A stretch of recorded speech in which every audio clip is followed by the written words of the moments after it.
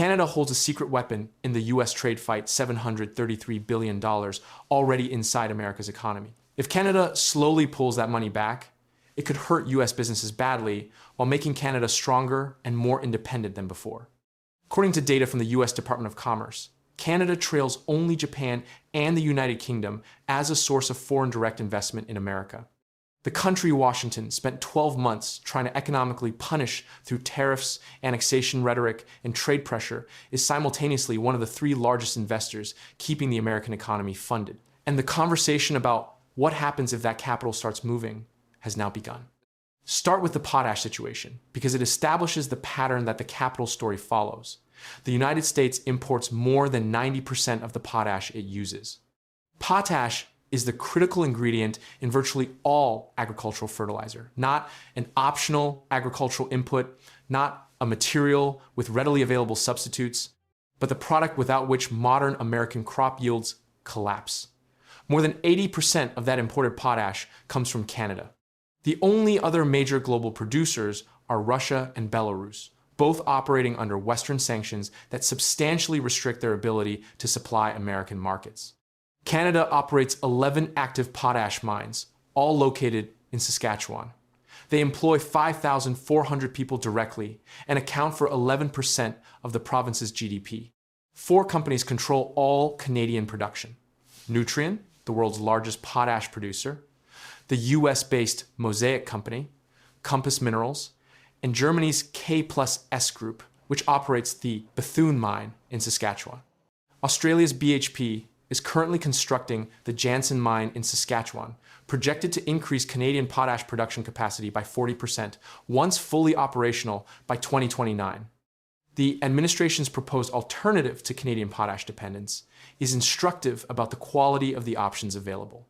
In a move that startled trade analysts, the administration lifted sanctions on Belarus's state-owned potash producer, Belaruskali, after President Lukashenko agreed to release 250 political prisoners. Lukashenko subsequently offered to sell a potash mine to the United States for $3 billion. The US is considering the offer, but has not met what Lukashenko considers an acceptable price.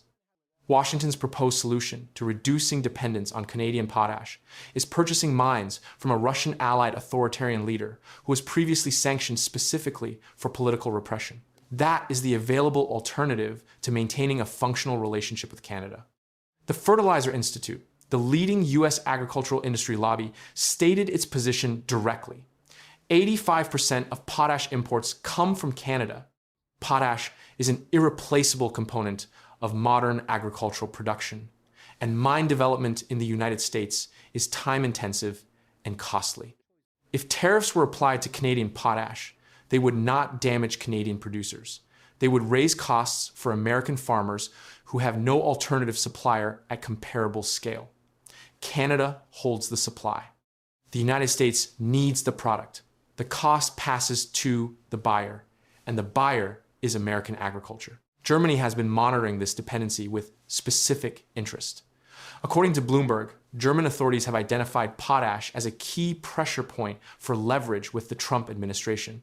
Germany has a direct stake through K+S Group's Saskatchewan operations. German officials are examining how companies like K+S could be directed to scale back shipments to the United States in a trade conflict. German Finance Minister Lars Klingbeil traveled to Canada during this period. No decision on restrictions has been made. Berlin's stated preference remains improving transatlantic relations rather than entering a trade confrontation. But the fact that German officials are actively mapping this dependency and coordinating directly with Canada on it is itself a signal about how far the relationship between Washington and its traditional allies has deteriorated. Now turn to the $733 billion. The 8 largest Canadian pension funds collectively hold approximately $1 trillion in US assets. The Canada Pension Plan Investment Board alone manages $780 billion in total assets, with nearly half deployed in the United States. PSP Investments, CDPQ, Ontario Teachers Pension Plan, OMERS, AMCO, BCI, and HOOP are all significant holders of American infrastructure, real estate, technology, and private equity across the full range of the American capital market. This concentration of Canadian institutional capital in the United States developed over decades because American markets are large, liquid, and offered returns that Canadian domestic infrastructure could not match at scale.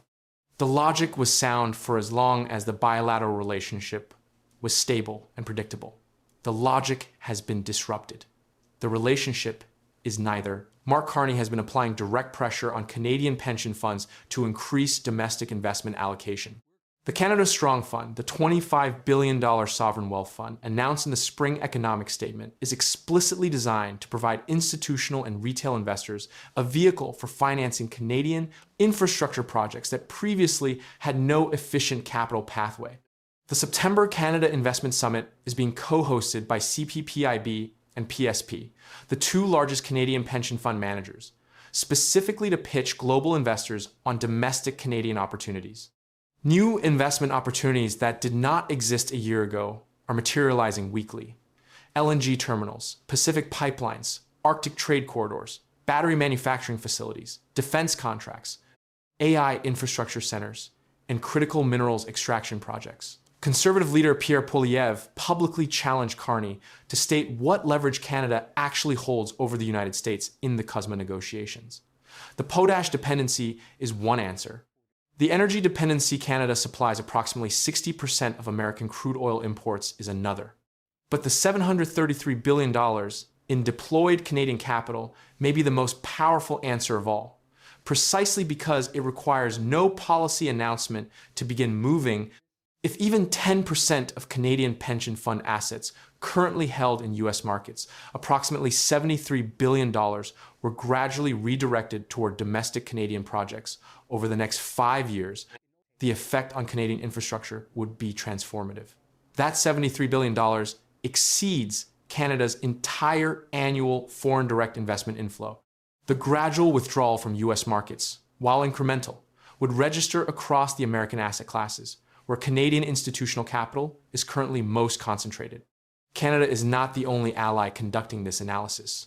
Germany has been running a parallel and considerably more comprehensive mapping exercise of American supply chain vulnerabilities. According to Bloomberg, officials in Berlin began systematically identifying pressure points where Germany and the European Union could apply leverage in a trade conflict following Trump's attempt to claim Greenland in January. German President Frank-Walter Steinmeier said the rift is too deep and there will be no going back to the way things were. The findings assembled by German and EU officials are specific and extensive. European companies supply the active ingredients for nearly half of all brand name drugs sold in the United States. They supply 90% of the insulin Americans use every day. There are approximately 300 product categories where US firms rely on European suppliers for 100% of their imports. More than 700 categories carry European supply dependence at 90% or higher. In semiconductors, the Dutch firm ASML and its German suppliers Carl Zeiss and Trumpf manufacture the advanced lithography machines essential for cutting-edge chip production. The same machines Washington has been pressuring Europe to restrict China. Those machines could be restricted from the United States by the same regulatory authority. In artificial intelligence, US companies depend on European industrial inputs for data center build-out, including specialized equipment from Siemens. European investors hold approximately $10.4 trillion in US equities, roughly 15% of the entire American market. They hold $3.4 trillion in US government securities and $2.9 trillion in US corporate bonds. Deutsche Bank's global head of foreign exchange research suggested that European investors might consider selling a significant portion of those holdings if the transatlantic relationship deteriorates further. Chancellor Merz told German lawmakers directly, "We are identifying our interests and at the same time the means to defend them." The European Commission is running its own parallel mapping initiative, examining EU vulnerabilities while simultaneously identifying where the bloc holds leverage over American markets. No decisions have been taken on deploying any of these pressure points. Berlin and Brussels are still describing their preference as rebuilding the relationship rather than escalating the confrontation. But the database of American vulnerabilities is being compiled, and it is considerably longer than Washington appears to have anticipated. The picture that assembles from these separate threads is coherent and significant. Canada controls more than 80% of America's potash supply with no viable replacement at scale. Canadian pension funds hold $733 billion in US assets that could gradually redirect without a single government announcement. Germany and the EU have mapped hundreds of product categories where American industrial and pharmaceutical sectors depend entirely or almost entirely on European supply chains. European investors hold $10.4 trillion in American securities. None of these are weapons that have been deployed. They are vulnerabilities that have been cataloged by the same countries that Washington has spent 12 months characterizing as paper tigers, threatening with tariff escalations, and penalizing for refusing to support a war that most of the world considers strategically incoherent. The question is not whether America's closest allies have leverage. The documentation answers that question. The question that remains is what conditions would cause them to use it, and whether Washington is calculating its own position with full awareness of what sits on the other side of the ledger. The $733 billion has been there the whole time. Washington just never had to think about it until now.